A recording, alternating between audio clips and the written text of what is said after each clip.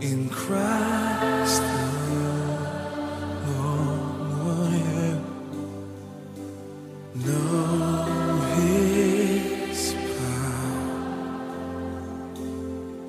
in quietness and trust.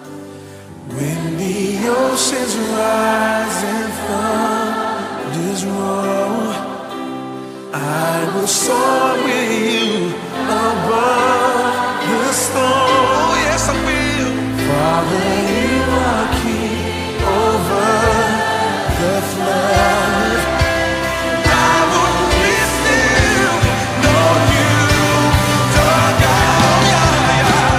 When the oceans rise and thunders roll, I will soar with you above the storm. Yes, I will. Yes, I will. You are king over the flood. I will be still, know you, my God. When the thunders roll, oceans rise and thunders roll, say I will soar with you above the storm. Father, you are king over every single one. I will be still, know you are God. Oh yes you are, oh yes you are.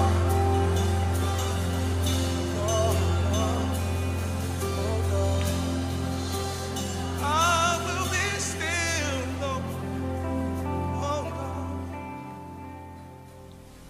Selamat malam Bapak Ibu dan Saudara.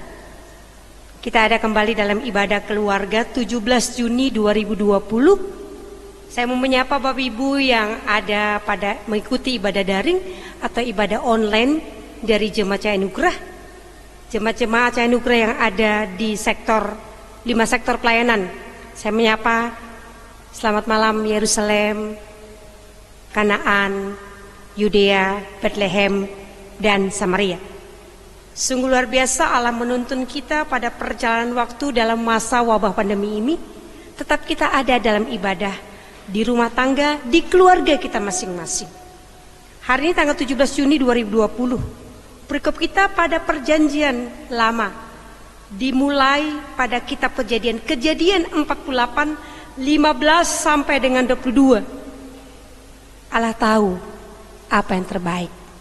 Ibu Bapak, perikop ini dimulai dengan satu perjalanan saat-saat terakhir hidup Yakub. Bapak Ibu, Yakub ingin memberkati Manasye dan Efraim sekalipun penglihatannya sudah kabur. Walaupun keadaan dia sakit, tapi Yakub berusaha dengan segenap kekuatan menceritakan kepada Yusuf janji Allah kepadanya.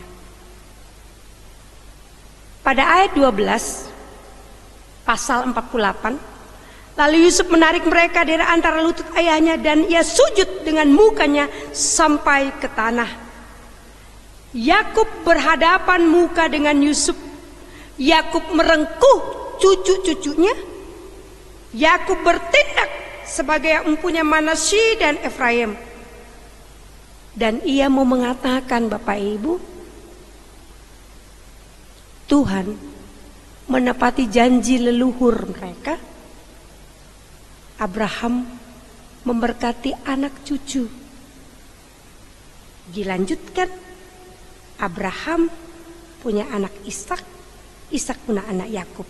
Abraham, Ishak dan Yakub. Yakub memberkati cucu-cucu ini dengan kekuatan dan pemahaman dari latar belakang masa lalu. Janji yang sudah dikaryakan Allah kepada leluhurnya Abraham, Ishak dan Yakub memberkati cucu-cucu dari Yusuf. Ini mau menekankan bahwa Allah berperan memakai Yakub untuk menyatakan janjinya. Janji Allah tidak bisa dipatahkan oleh siapapun juga, sekalipun Yusuf tidak setuju. Tetapi Allah jauh melihat masa depan, menyediakan rencana yang gemilang pada bangsa ini. Ibu bapak jemaat Tuhan, kita masuk ayat 18. Ternyata letak tangan itu ada hal yang menarik. Yakub tahu yang tua adalah Manasye. Tapi mengapa Efraim itu diberikan tangan kanan? Ayat 18 katanya kepada ayahnya, janganlah demikian ayahku. Inilah yang sulung, letakkanlah tangan kananmu ke atas kepalanya. Bapak Ibu, Allah tahu apa yang terbaik. Yang terbaik menurut Allah yang tidak sama dengan ukuran manusia. Yusuf tidak menyetujui cara Yakub memberikan berkat Manasye dan Efraim. Manasye yang sulung malah diberikan kait tangan kiri. Efraim yang mudah diberikan tangan kanan. Ibu bapak, Yakub tahu apa yang dia lakukan karena dia hidup dalam janji Allah. Yusuf mencoba memindahkan tangan ayah, namun Yakub menolak. Ibu bapak, tentu kita bertanya, ketika Yusuf mencoba memindahkan tangan ayahnya, tentu kita mencoba untuk bertanya,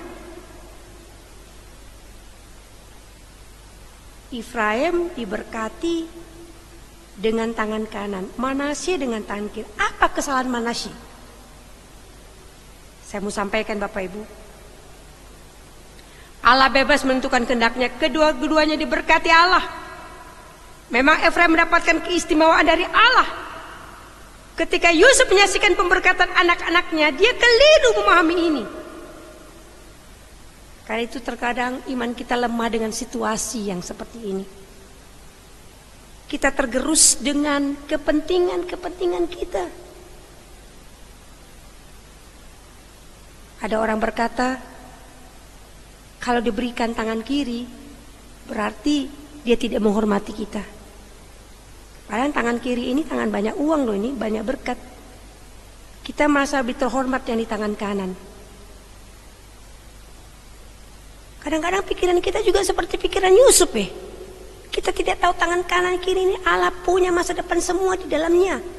Tidak ada yang mampu untuk berkata, oh kalau tangan kanan itu berarti berkatnya banyak, tangan kiri itu berkatnya sedikit.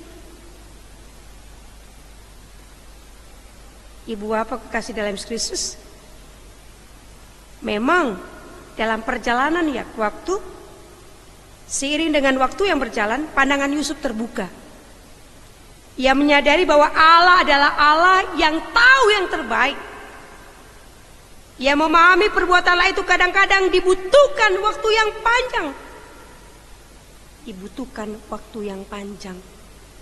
Ingat perjalanan, bagaimana mungkin anak kemarin, anak mama Yusuf ini, anak papa mamanya Yusuf ini bisa dipakai Tuhan dengan hal yang luar biasa. Padahal kalau dihitung dan dipikirkan, anak bontot, anak kemarin, anak ijo-ijo,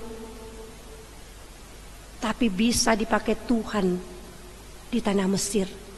Padahal perjalanan untuk menjadi orang yang terbaik di tanah Mesir, tantangannya luar biasa.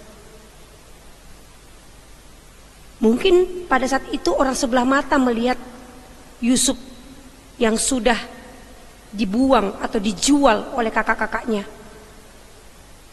Mungkin bagi kita uang serupiah tidak ada nyawanya di situ. Tapi bagi Tuhan serupiah pun bisa jadi nyawa. Maksudnya bisa jadi kehidupan, bisa jadi berkat. Iman kita sering lemah dengan cara pandang kita. Kadang-kadang hati kita pun juga dipakai oleh iblis, menggerus hal-hal yang Kita lihat kasat mata. Yusuf merasa sakit hati. Mengapa ya? Bapaknya malah memberkati adiknya. Memberkati adiknya Manasye Efraim. Jika Allah bebas menentukan dengannya, maka percayalah. Ingat Bapak Ibu, Dia Allah tidak pernah sembrono melakukan apapun yang sudah Dia nyatakan untuk hidup kita. Sekali lagi, Allah tahu yang terbaik dari diri kita. Kita berjalan saja dengan baik hidup ini. Jangan pernah berkata, aku tidak seberuntung karena aku dapatnya sedikit.